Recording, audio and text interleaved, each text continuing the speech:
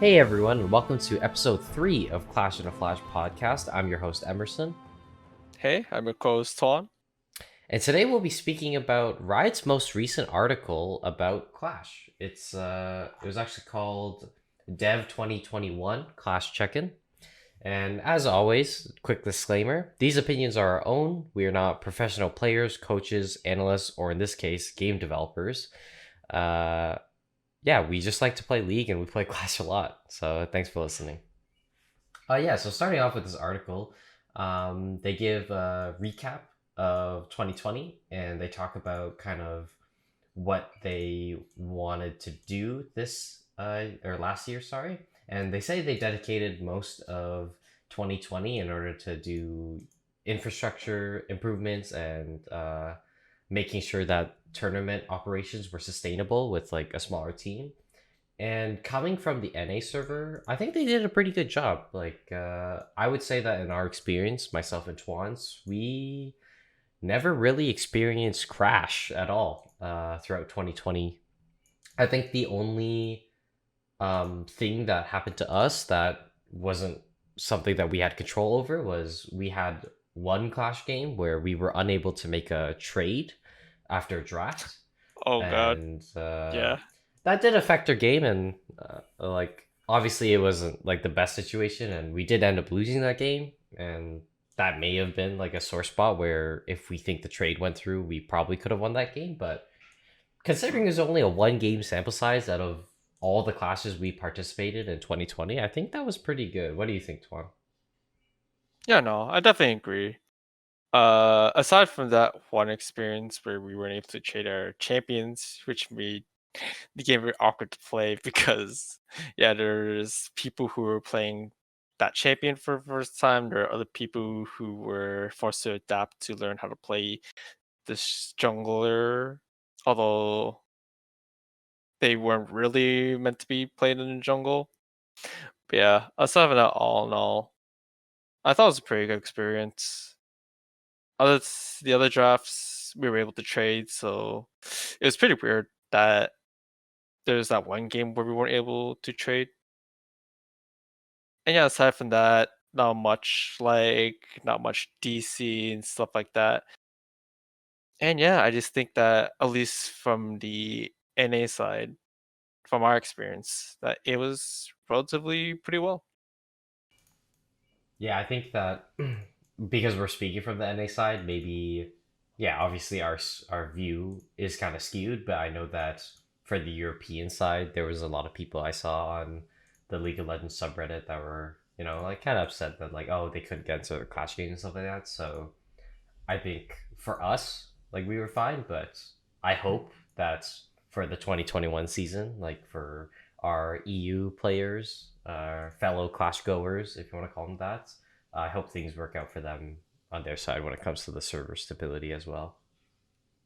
Yeah, definitely. Yeah, so moving on from the 2020 recap, we have their 2021 Clash priorities. And this is, yeah, the main chunk of what we'll be speaking about and kind of giving our own opinions on. Yeah, to start off, something that I guess me and Tuan don't really experience a lot because we kind of always have a five-man pre-made team. These are consisting of people we actually know in real life rather than just online friends, which is not a bad thing. Which is the new build a team feature. Um, I think that this kind of idea is a great way to help the sustainability and the popularity and even the growth of Clash for the foreseeable future, because I know that there are a lot of people who play League who would love to participate in something like Clash, but unfortunately don't have a basically four other people that want to do it with them within maybe their close group of friends, or maybe you're just someone who plays League by themselves but they want to find a team to play with. So I think that this kind of feature is a great idea. What do you think, Tuan? Yeah, no, I think it's really nice that Riot's doing this because, as you mentioned, there are lots of people who usually don't have like a lot of friends that play League, and or they just play by themselves. And then when they see something like Clash, they think it's like, oh, this would be really cool if I can participate in this. I think it'll be like a whole new experience to play. Unfortunately, they just don't have other people that they know in real life to play with them. Thus, they'll have to look for other people online to play with them.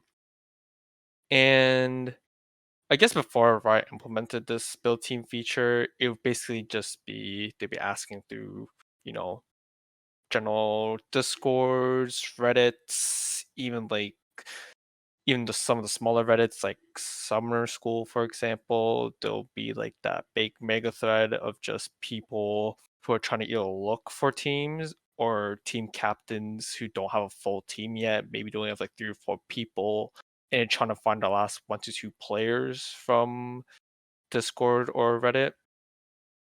So I think with Riot making this build team feature, I think it's really nice because it simplifies the searching process for a team or for a player if you already have like like a 3 or 4 people on your team already.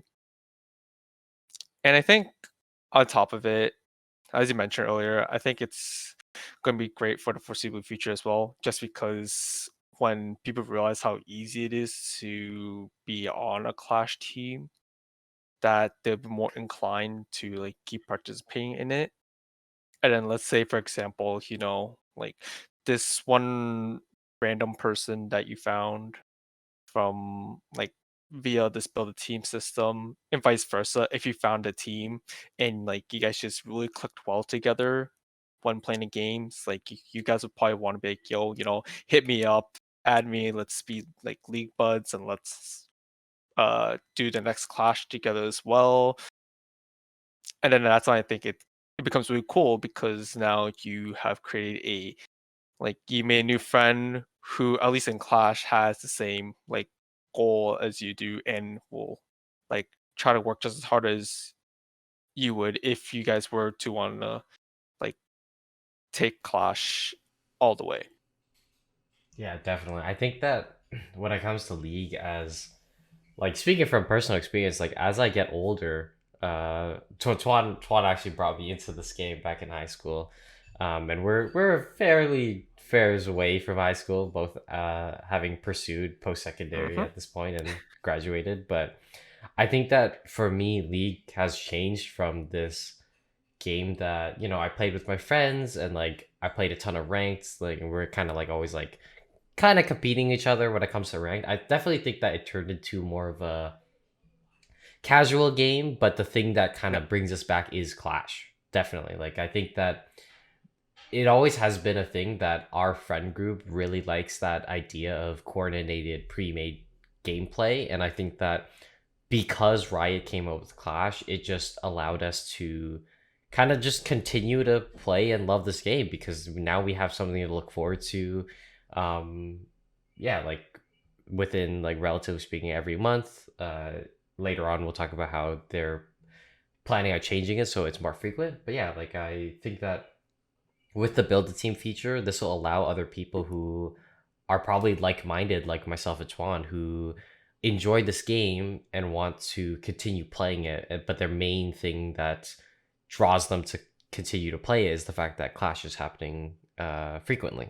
And so by allowing people to find other people who want to do that is really, really good. And I have high hopes for it. I really hope that it works out. I think that there will definitely always be more improvements for a system like this. Like if I think about it, build a team is reminiscent to me of like team builder back in the day. If that was something All that our right. viewers like remember, where team captains would kind of like see a roster of people that they could potentially join, and then they select kind of like who they think would fit.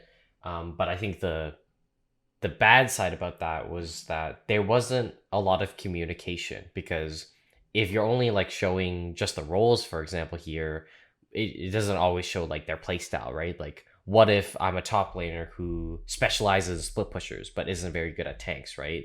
But then the team captain is only looking for kind of like a team tank player kind of thing, right? Someone who's gonna initiate for the team and stuff like that. I think that that's probably an aspect that they can improve on in the future, and will hopefully help ease the process of finding a team. Um, if there was a different communication aspect to it, I think that's great because like to me, this build a team thing is kind of like you're an employer that's looking at resumes and like Oh you my only god. see like a piece of paper, but you don't really know the person behind the piece of paper. And I think that the person behind the piece of paper is really important, right? Their personality, like obviously generic stuff. Are they toxic? Are they very good at communicating? How do they view the game? Mm. I think that those things would allow for teams to find someone who fits their team and will stay on their team for longer, because I think that if you find someone who fits your team roughly in the sense of like their champion pool, they still might not stay on your team per se, just because maybe they have like clashing ideas, right? So I think in the future that kind of those implementations would be nice, but for now I think that they're still, putting a foot in the right direction when it comes to this kind of system that they're trying to build. Yeah, I definitely agree.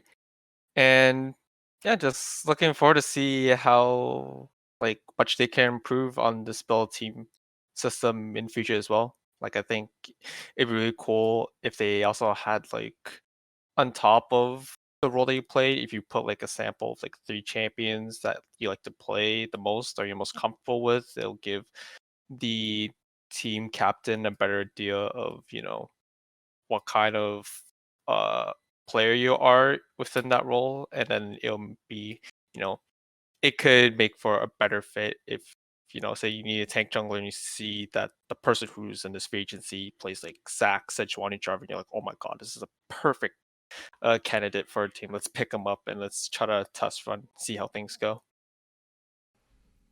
Yeah. So, lastly, on this topic, I think that something that I really hope will happen, and I'm really excited for, because specifically for me and Tuan, our team has more or less kind of stayed the same since the entry of Clash, or at least like the core of our team. And they said that Mm. in this section that they're looking towards opportunities to make Clash even more exciting for teams who play consistently together. I'm wondering if that's rewards or something. Obviously, rewards are always cool. Um, but yeah, I'm really excited to see if there's like some kind of like banner, or I don't know, like an emote, sorry, or like a ward skin that could be like Clash Team Forever, and it's like Oh my god. something for like if you've been playing with the same Clash team for like six clashes in a row, or like multiple clashes, like maybe not in a row, but like multiple clashes, something like that.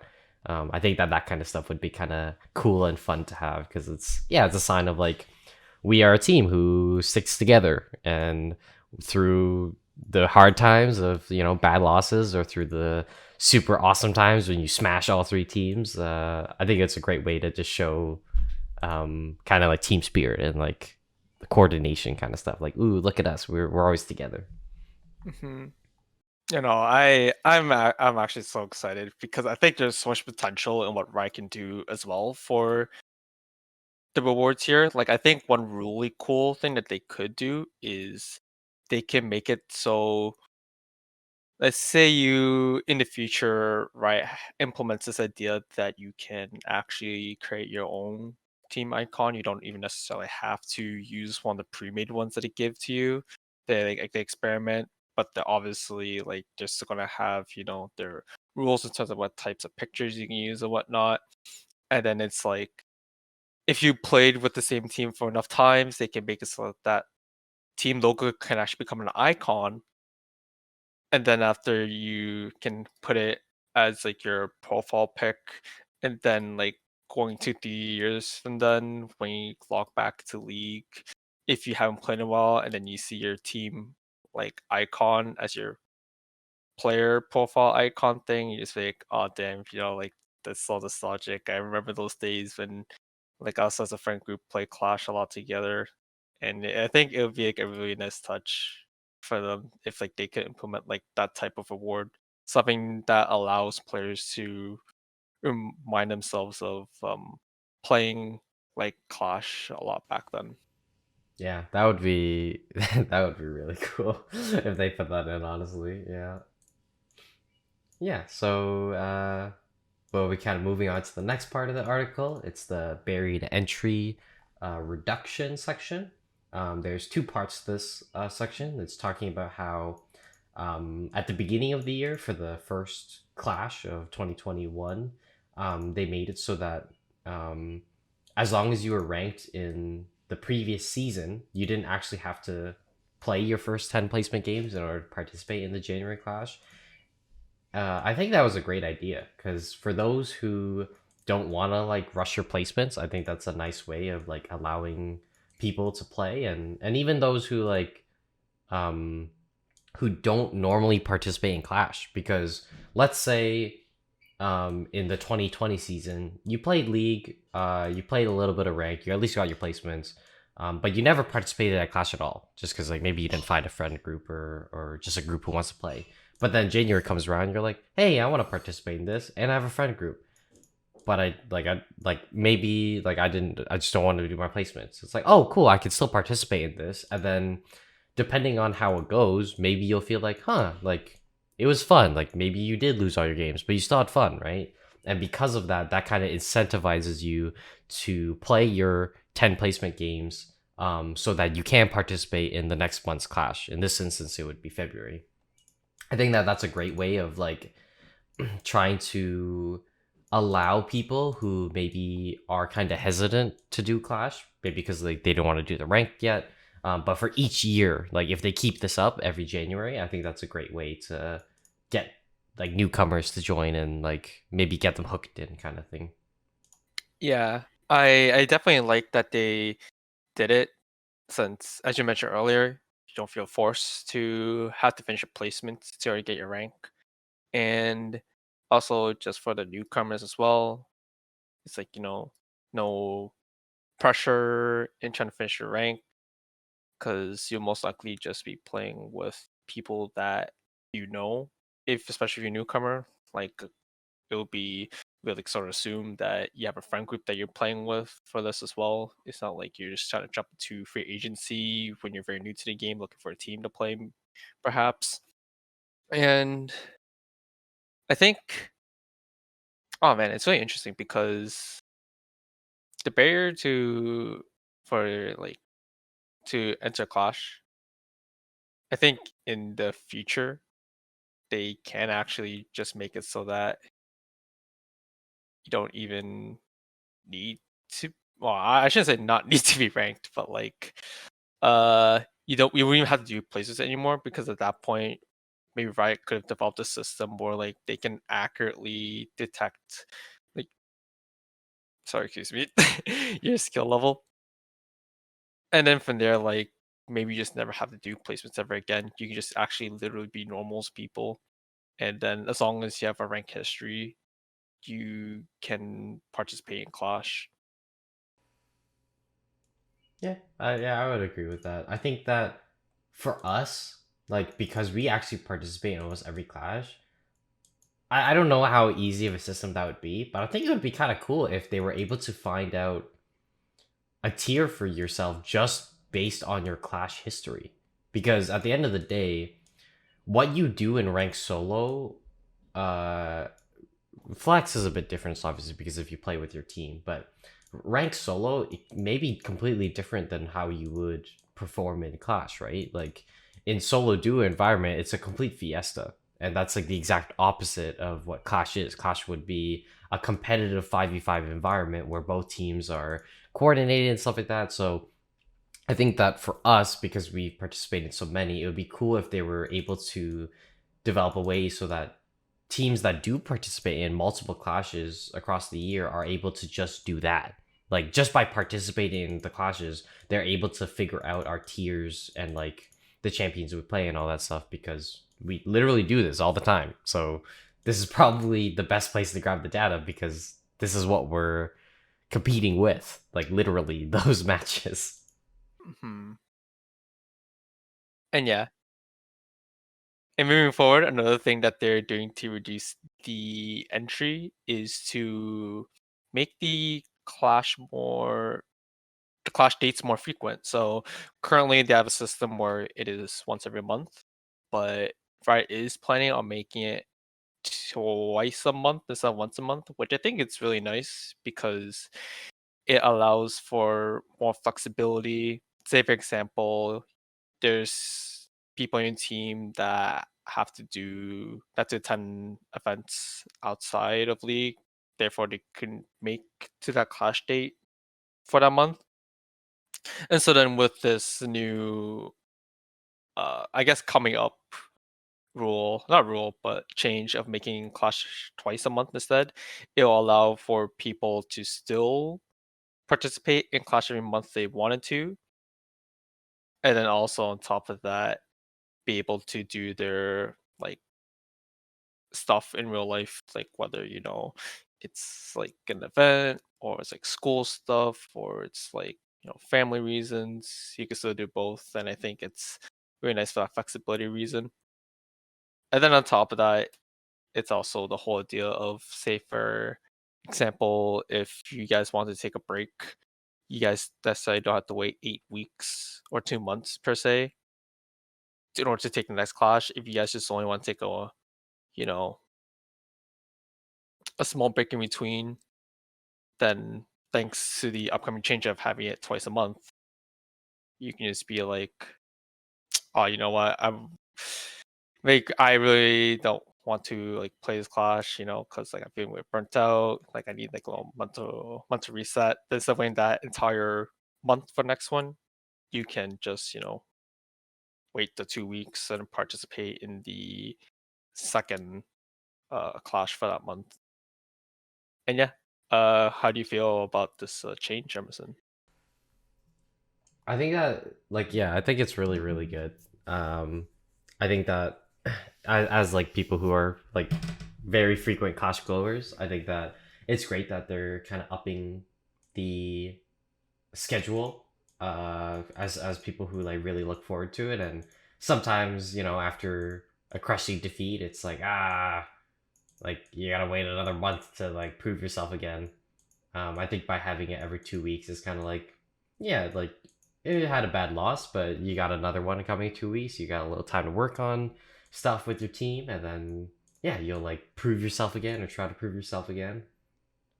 Um, yeah, like just in general, like having something to look forward to more often is nice. Like when it comes to this whole clash thing. And yeah, definitely the whole schedule thing. I think that for a lot of people in their lives, like if this is something that's important to them, it does feel pretty bad if they just can't make it for whatever reason, or one of their team members can't make it. So it allows them to be like, you know what, it's okay if you can't make it for this clash. We'll just play the other clash that comes in like 2 weeks or whatever. It's okay, don't worry about it. Whereas like before, it'd be like, oh man, like because you can't make it. Now we gotta wait a whole month now, so it's like 4 weeks of no clash. It's like what am I gonna do with my life or whatever, right? Oh my god. Not that class should be the only thing people should be focusing on in their life, but it's nice to have something to look forward to in general. And if it is league and it is clash related, it is better to have it more frequent. And yeah, just like that other section in the article where they talk about how they want to do the 16 team clashes during the middle and the end of the season again. I think that that's great. I think that us as a team, we had a great time participating in that, and I think it'd be really cool to do it again. It just feels so. Oh man, I don't know. It's just that feeling of like because of what's happening in the middle of the season and the end of the season and the actual League of Legends like competitive scene, it just feels so cool to like kind of participate in something that's similar to it. I think it would be kind of nice if they did the 16 team bracket and they had a losers bracket, but that might be a bit too much work. But um, having that 16 team bracket already is really cool, honestly speaking. Like, it just feels so much more like there's so much more pressure on it. And like, I think what they did a really good job with like the graphics and the design of it. Like, it just feels so like formal and like, oh man, like all these super strong teams gonna fight each other and stuff. And like, yeah, I think Oh that yeah. that part was really cool. Yeah, and I think another thing they could do as well, they sort of also teased this back then. You know how there's that one time when the announcer was not like that lady, but instead it was like Kobe and Freak? Mm-hmm, I think mm-hmm. it'd be really cool if for Clash they had them actually be the ones like commenting throughout the game. Then it can make you feel like you're playing in the LCS or like for LEC, for example, you have Quickshot and Vedius instead, or the Vedi Medi duo commentating. I think that would be really cool. I think that is actually like it'll give it that more like tournament vibe and making it so that every game counts. Like even if you lost the first one, you don't like FF and quit. Like, you just like strive to compete as well, type thing. Yeah, I definitely think like oh my god, if we were able to get some of the existing casters or even some of the past casters like as our voiceovers for like pentakill or like they stole the dragon, oh my god, like just like pre-canned lines like that would just make everything just feel so like epic and cool. Oh my god, I'm so excited literally thinking about it. I think that would be so fun. Oh my Yeah. gosh. Oh man, if they ever did have the old casters come back, please division quick shot. Love that duo. I love the Trevor, kiss me. Or like the quick shot with the butt slap to the Vishio making that face. Yeah, I think that would be really nice. Yeah, so yeah, we'll move on to our last topic here about skill detection. Just read over this very quickly. The main thing is that they saw the skill detection sentiment and fairness of matches was decreased by 8% throughout 2020. Um, yeah, so this is kind of just talking about like high elo Smurfs and like maybe not the best matchmaking when it comes to the tiers or even just like teams head to head. And yeah, like kind of giving our thoughts on how we think it is in the current state. And yeah, I think ways that Riot can do to even improve the skill detection system is take their, you know, how old their account is to consideration. Like, say, for example, if their account's like 1 year old, but it's like silver, gold, elo MMR range, then it could be okay. Like this guy could maybe be a Smurf, especially if they notice that within the first year, like the KDAs is actually pretty good, their CS levels are pretty high, and like the builds actually like makes a lot of sense and they could make I think this guy's probably had some experience of league in the past, hence therefore it could be a Smurf account, therefore we will like rank him higher than what we would normally place him, which I guess brings us to the whole idea of um how can Riot detect Smurf more easily, because that is one of the things that Riot talks about and how they want to make sure that they can detect Smurfs more frequently. And one of the things that I was thinking about, or we were thinking about rather, is to have a level requirement. Like, because I think that if they increase the level requirement from 30 to, say, for example, 60 or 100, then I think that'd be more fair. Just because at that point, when you're level 60, or they level 60 or 100, sorry, it would mean that you actually played like a couple of like a lot more normals games and stuff like that, and hence you would build a lot more experience when playing on Summoner's Rift. And maybe with that, they could be like, oh, with like this bigger game sample size that we have, they can better tell if like this player is new or if they're actually just a Smurf account. And yeah, just basically, I think that you can only level in Summer's Rift, if I'm not mistaken. I don't know if you can actually level through Core Visit AI, because I know there is like usually a lot of accounts that are pretty high level, but then only just make, oh, sorry, not only make, but rather only play Core Visit AI. So I guess one thing that they could do here is make it so that you get like reduced amount of EXP from Corvus A, like maybe reduce it to like 75%. Because I feel like people who usually like to play League just for the core open AI stuff, they don't really care too much about the level. They just play just more for, the fun of it and just to like de-stress from the things that are happening for their like real life situations. So they probably wouldn't care about level too much. And then with that, you can make it so that by getting to level 60 or 100, you actually need to be playing against like other people, like, and not just bots and stuff like that. And yeah, on top of that, another thing that they can do as well, just implement if you want to join for a common clash, you need like X amount of wins, whether it might be 10, 20, 25, 50 wins. Because I know Valorant, for example, if you want to play competitive in their game, you need at least 10 unranked wins, which I think is very fair because usually if you're very new to the game, you don't want to jump into ranked or competitive rather for Valorant because you're very new. You don't know how the guns work. You don't know how all the agents interact with the maps as well and stuff like that. And when you hit your 10 wins, like they basically assume at that point you have a like more clear understanding of the game with all the agents and all of like the maps and stuff. So I think they can start implement some of that into League as well.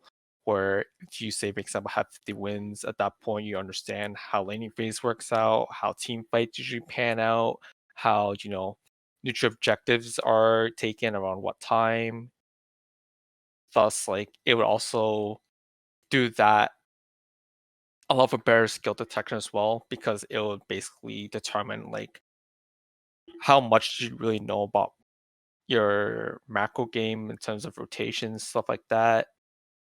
And yeah, just basically ways of gathering a bigger sample size from the player and using that info to determine whether or not if they're just like smurfing with this new account or if they're actually just generally new. And so, yeah, what do you think about those suggestions?